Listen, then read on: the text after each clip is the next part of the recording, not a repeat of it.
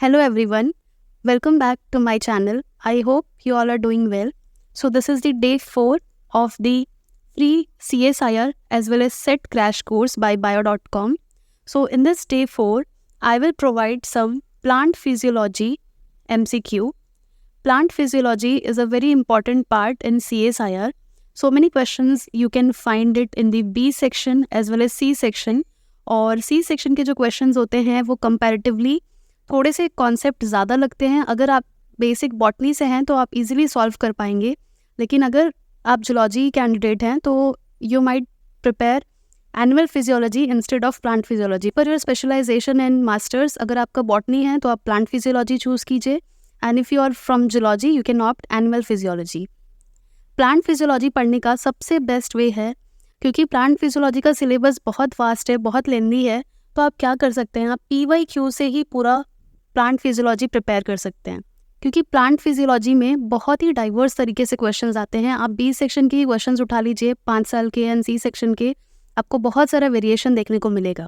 सो मेरा personal suggestion ये है कि अगर आप प्लांट फिजियोलॉजी पढ़ना चाहते हैं तो आप प्रीवियस ईयर क्वेश्चन सॉल्व करते जाइए और उससे नोट्स और पॉइंटर्स बनाइए, एंड उन्हीं नोट्स और पॉइंटर्स के थ्रू आपका पूरा chapters to the point prepare हो जाएगा प्लांट फिजियोलॉजी का, और आपको समझ भी आ जाएगा किस टाइप का क्वेश्चन आने वाला है. तो instead of going topic by topic, आप डायरेक्टली क्या कीजिए, क्वेश्चन सॉल्व करते जाइए एंड कॉन्सेप्ट लिखते जाइए.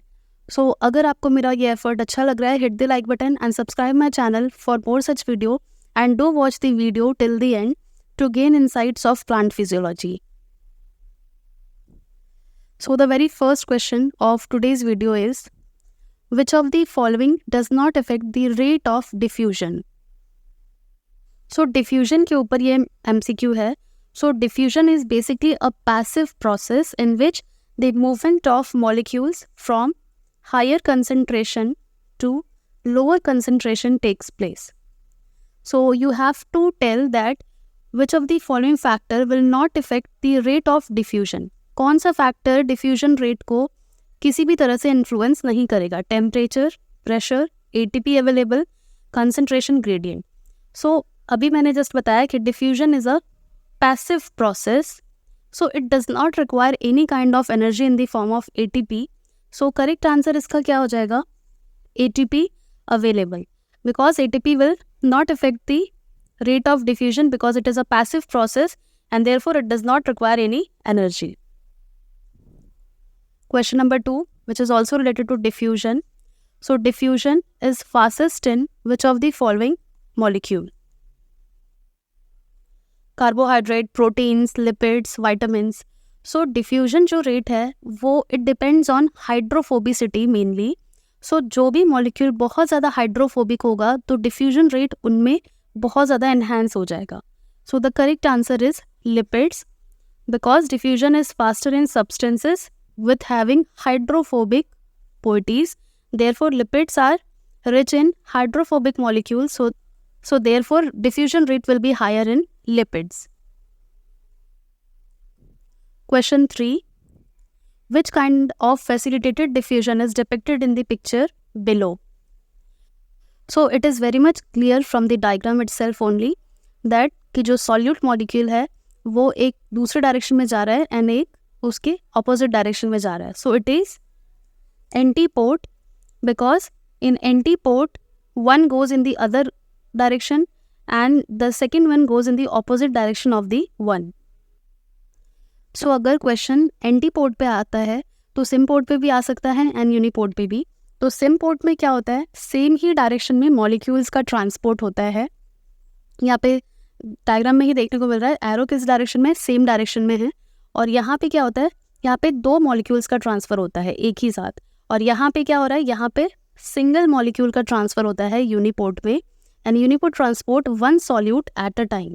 सिम्पोड क्या करता है, सॉल्यूट को ट्रांसपोर्ट करता है and at the same time को transport the second solute in the same direction. तो ये सिम्पोड है एंड दिस इज यूनिपोड.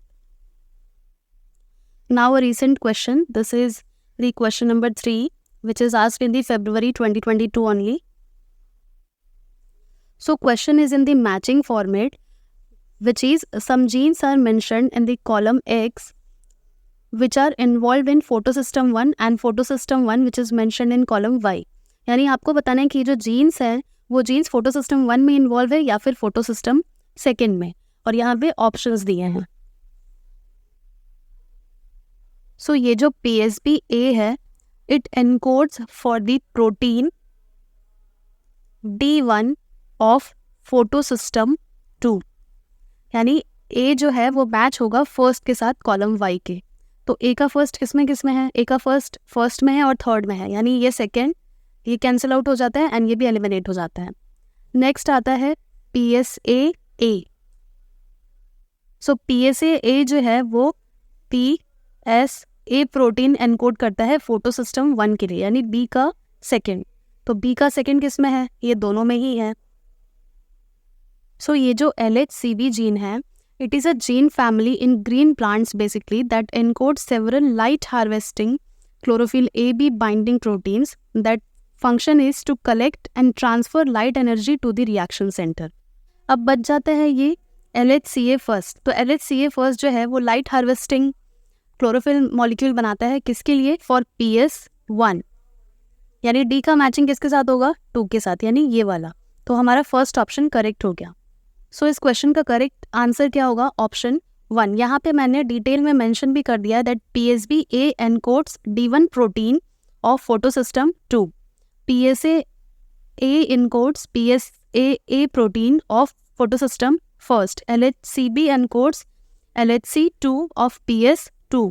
आप कैसे याद रखेंगे कि कौन सा किस में है? जैसे LHCb है और LHCA है, तो B क्या है?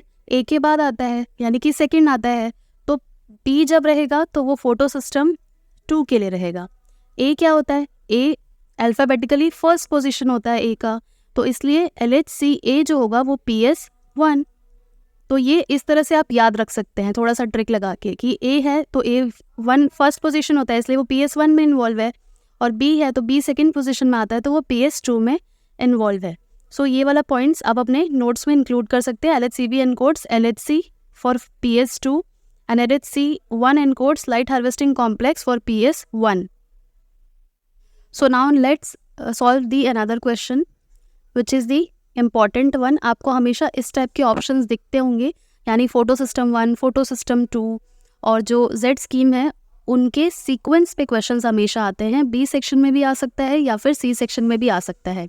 So question is about which one of the following is correct order of electron transport during light reaction in the thylakoid membrane of chloroplast.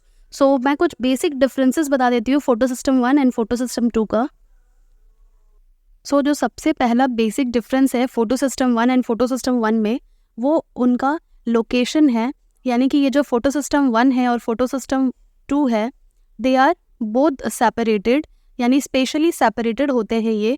तो PS1 जो होता है it is found exclusively in the non stacked stroma membrane, and जो PS2 होता है it is found in the stacked grana membrane. तो ये basic difference पहला हो गया अक्यूरेंस का, कि दोनों ही स्पेशली सेपरेटेड होते हैं. और ये जो PS1 है it absorbs maximally at 700 nanometer, इसलिए इसको PS1 को P700 भी कहा जाता है एंड PS2 को P680 भी रिप्रेजेंट किया जाता है. So it absorbs maximally at 680 nanometer, and जो PS1 है it is not involved in the photolysis of water and therefore oxygen is not evolved. And यहाँ पे photosystem 2 में हम देख सकते हैं कि photolysis of water होता है and therefore evolution of oxygen takes place. तो ये 3 basic difference था photosystem 1 में and photosystem 2 में.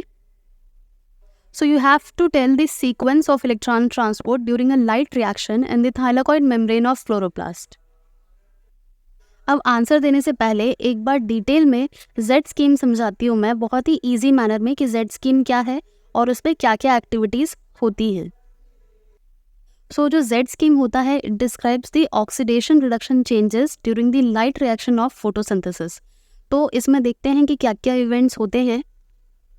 अब ये जो एरो दिख रहा है यहाँ पे वर्टिकल एरो, ये ब्लू वाला एंड इधर ब्लू वाला, वो क्या शो कर रहा है? It is showing the photon absorption by the reaction centre chlorophylls. तो यानी कि जो PS2 था हमें पता है उसका रिएक्शन सेंटर होता है, उसका मैक्सिमम एब्जॉर्प्शन 680 पे होता है, तो देयरफॉर उसका रिएक्शन सेंटर कितना होता है? P680. लाइकवाइज PS1 का मैक्सिमम एब्जॉर्प्शन होता है 700 पे, तो उसका रिएक्शन सेंटर क्या होगा, P700। अब सेकेंड स्टेप क्या होता है, जो एक्साइटेड PS2 है, excited PS2 reaction centre chlorophyll excited हो गया, तो ये वाला जो P680 है ये क्या करता है, it transfers an electron to pheophytin. अब ये इलेक्ट्रॉन ट्रांसफर किसको कर रहा है, फियोफाइटिन को कर रहा है। अब थर्ड रिएक्शन क्या होता है, थर्ड एक्टिविटी, फियोफाइटिन ने क्या लिया, इलेक्ट्रॉन लिया, pheophytin takes electron from this P680। अब उसके बाद वो किसको ट्रांसफर कर देता है, it's transfers the electrons to the acceptor QA and QB which are known as the plastoquinones. यानी फियोफाइटिन ने ट्रांसफर कर दिया किसको, इलेक्ट्रॉन्स प्लास्टोक्विनोन्स को। अब उसके बाद क्या होता है, जो साइटोक्रोम B6F है, साइटोक्रोम B6F कॉम्प्लेक्स, ये क्या करता है, it is a soluble protein which in turn reduces the P700। सो यहाँ पे PS2 का जो सीक्वेंस ध्यान रखना है वो ये है कि जो एक्साइटेड P680 है वो सबसे पहले किसे देता है, फियोफाइटिन को देता है इलेक्ट्रॉन, और फियोफाइटिन क्या करता है, इलेक्ट्रॉन्स जो है it transfers to the acceptor that are plastoquinones, यानी प्लास्टोक्विनोन्स, और उसके बाद आता है cytochrome B6F which in turn reduces the P700। तो हमारा इसमें से क्या ऑप्शन होना चाहिए, सबसे पहले P680 था, उसके बाद किसको ट्रांसफ़र किया था, फियोफाइटिन को, फियोफाइटिन से कहाँ गया था, प्लास्टोक्विनोन में, तो प्लास्टोक्विनोन होना चाहिए। तो इसमें से P680 के बाद साइटोक्रोम, साइटोक्रोम तो लास्ट में जाता है, तो ये वाला ऑप्शन एलिमिनेट हो गया, रॉन्ग है ये। फिर प्लास्टोसाइनिन में भी नहीं, ये भी रॉन्ग हो गया क्योंकि इसमें PQ सबसे लास्ट में दिया है। अब इसमें दिया है P680 के बाद प्लास्टोक्विनोन, प्लास्टोक्विनोन के बाद प्लास्टोक्विनोन जो थे यानी कि जो एक्सेप्टर्स थे QA एंड QB, उसके बाद कहाँ जाता है, साइटोक्रोम B6F में, लेकिन इसमें क्या आ रहा है, PQ के बाद PC आ रहा है, दैट इज प्लास्टोसाइनिन। तो ये वाला भी ऑप्शन एलिमिनेट हो गया, यानी करेक्ट ऑप्शन क्या हो गया, ये वाला। तो इस क्वेश्चन का करेक्ट ऑप्शन क्या होगा, ऑप्शन 4। तो आपको ये सीक्वेंस हमेशा याद रखना है कि किसके बाद कौन सा इवेंट हो रहा है।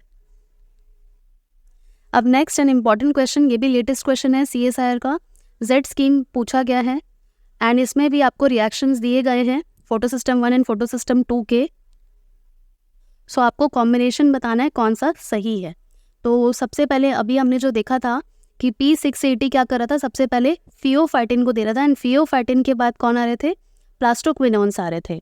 P680 उसके बाद फियोफाइटिन एंड देन प्लास्टोक्विनोन, ये सीक्वेंस चल रहा था किसका, PS2 का। तो ऐसा कहाँ ऑप्शन हमको देखने को मिल रहा है, P680 फिर फियोफाइटिन उसके बाद QA QB। अब ये वाला तो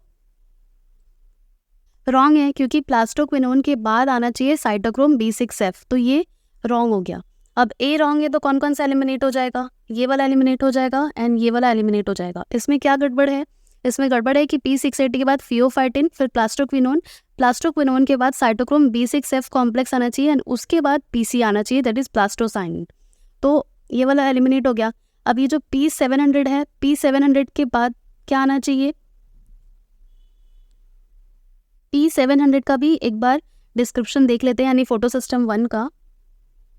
अब इसको ध्यान से देखिए, फोटोसिस्टम 2 का तो समझ आ गया, फोटोसिस्टम 1 में इसका रिएक्शन सेंटर कितना होता है, P700। यहाँ से क्या हुआ, यहाँ से एक्साइट होता है ये P700, तो सबसे पहले इलेक्ट्रॉन किसको देता है, A0 को देता है।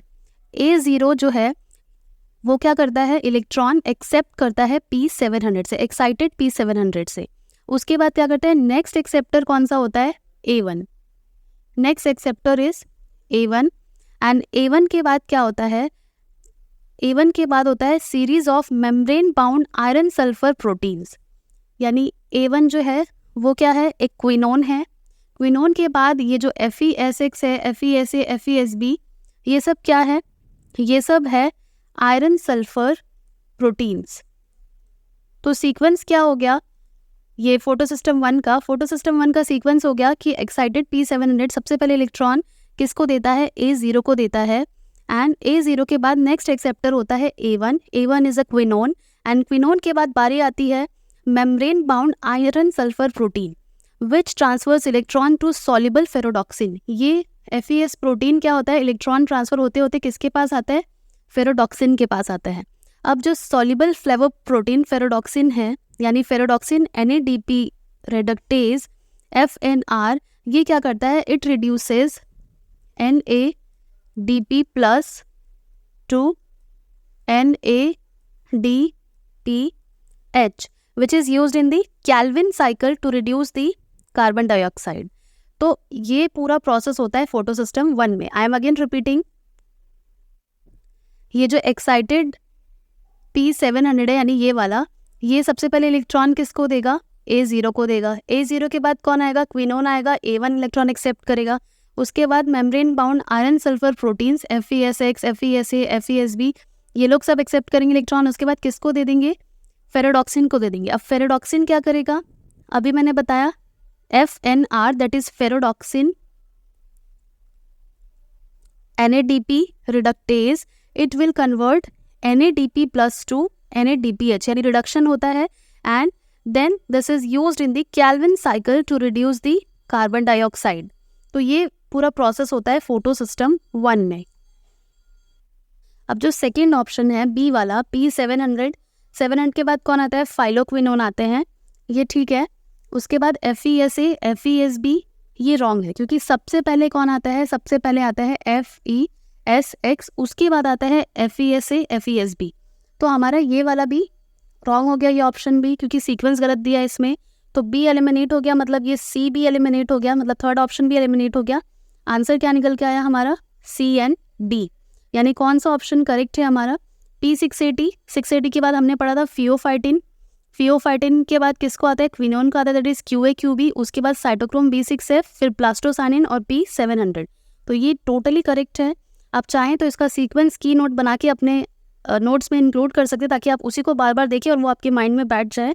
एंड ये जो फोटोसिस्टम 1 है P700, फिर आता है फाइलोक्विनोन. उसके बाद जो यहाँ पे गड़बड़ था बी में, FeSX पहले आना चाहिए, वो बी में गलत दिया था. FeSX, FeSa, FeSb, then ultimately ferredoxin come, जो क्या करते हैं NADP प्लस को NADPH में कन्वर्ट करता है. तो इसलिए डी करेक्ट है.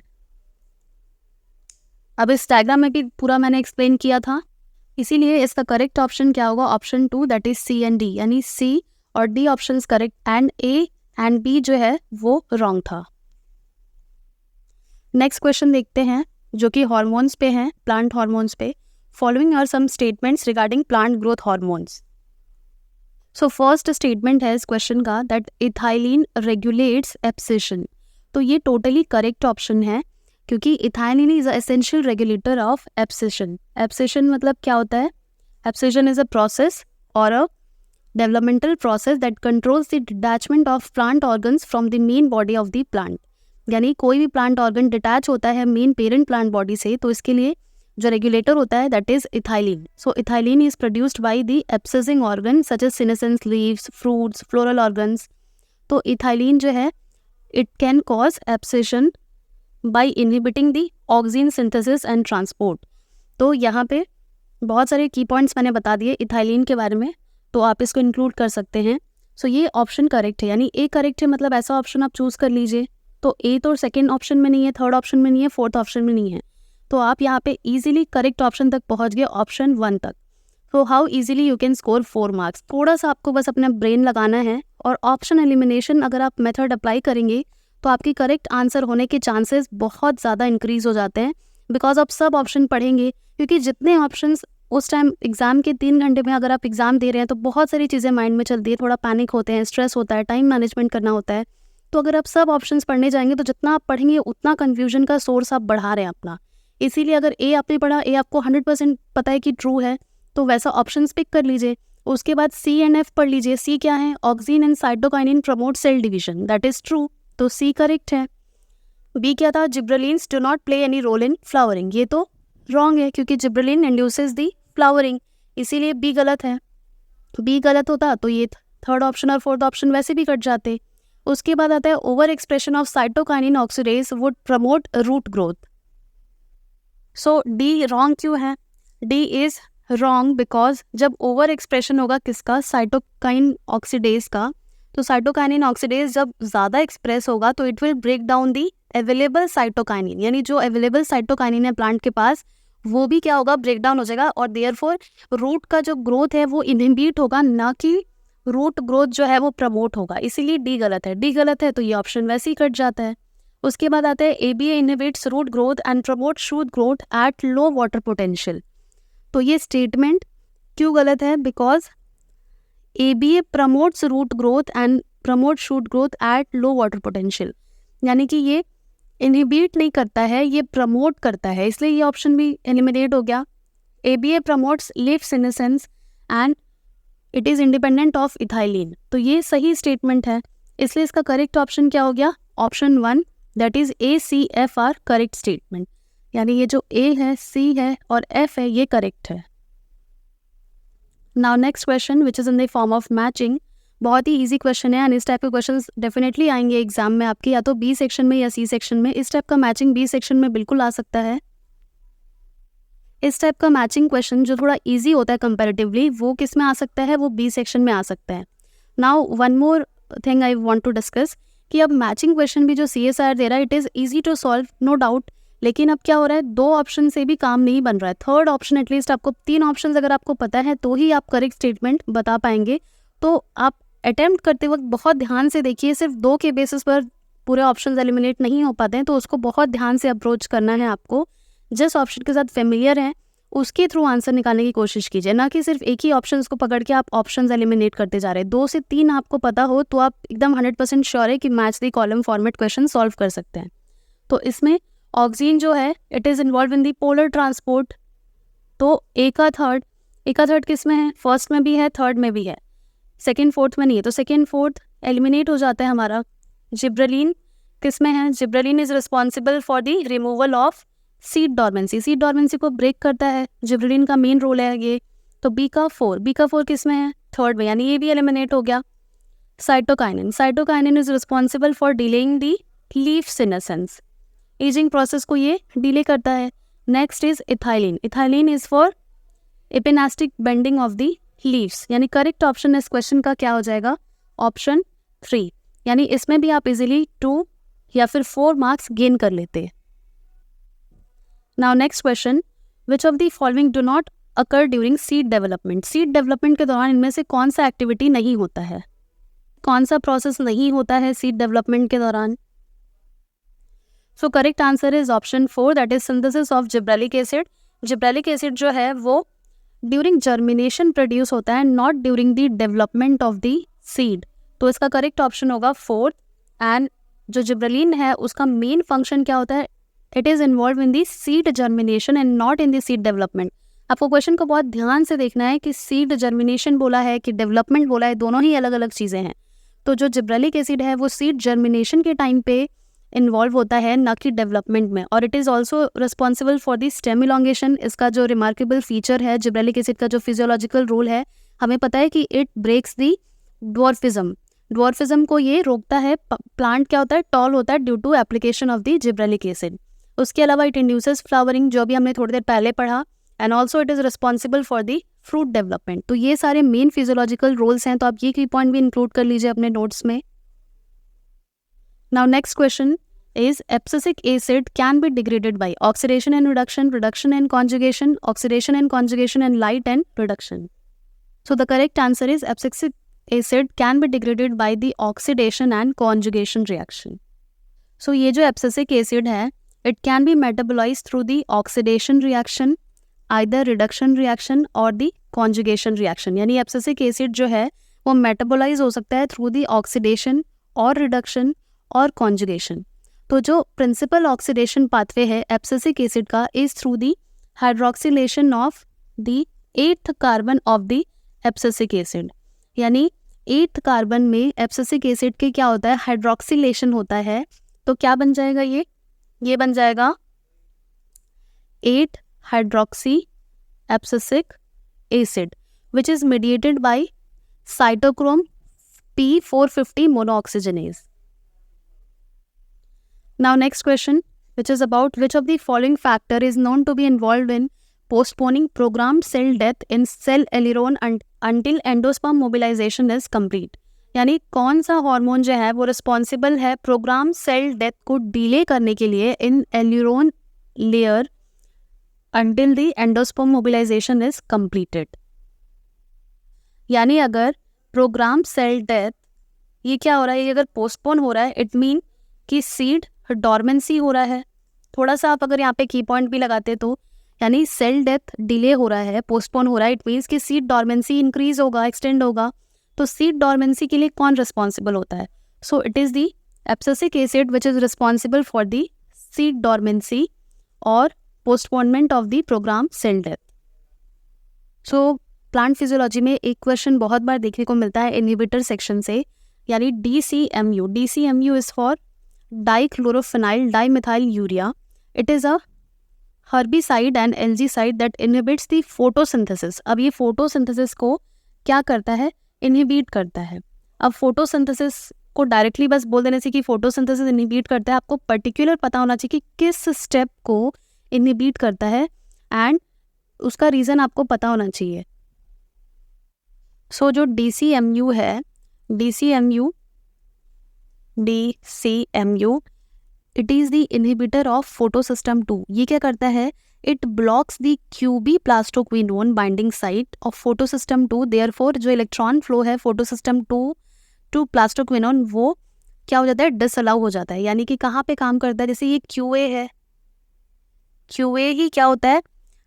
QA से QB जो ट्रांसफ़र होता है इलेक्ट्रॉन्स का, ये जो है वो ही क्या हो जाता है?